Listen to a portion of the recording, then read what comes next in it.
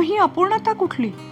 आणि इतकी सुंदरपणे त्या अपूर्णतेचं शब्द किंवा ती भावना कशी वापरली आहे,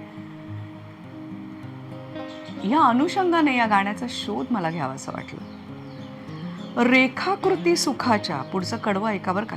रेखाकृती सुखाच्या चित्ती चितारलेल्या शाशंक कल्पनांनी सहजी विरून गेल्या. कधी सोशिला उन्हाळा, कधी लाभला विसावा. कारण मागे माझा जो काही अनुभव आहे तो इतका वाईट आहे ना, की त्यामुळे माझ्या मनात इतक्या शंका येत आहेत.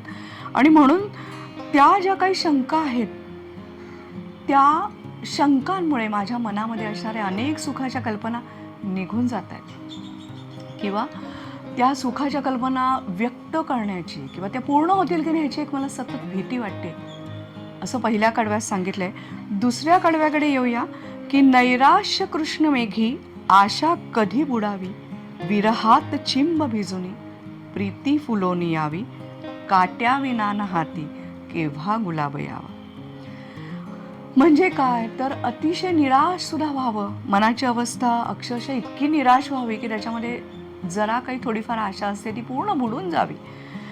आणि विरहात चिंब भिजुनी प्रीती फुलोनी यावी, म्हणजे भेटच होत नाही, भेटच होत नाहीये, इतका विरह आहे.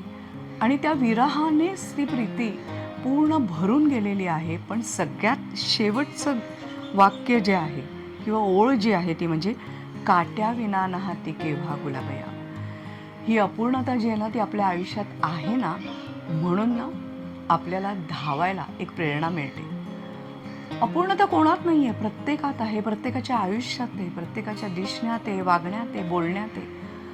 पण ती अपूर्णता पूर्ण करण्याचा ध्यास जो काय आपल्याला लागतो, त्याच्यामुळे आपण त्या स्वप्नपूर्ती करता, त्या इच्छापूर्ती करता खूप खूप प्रयत्न करतो.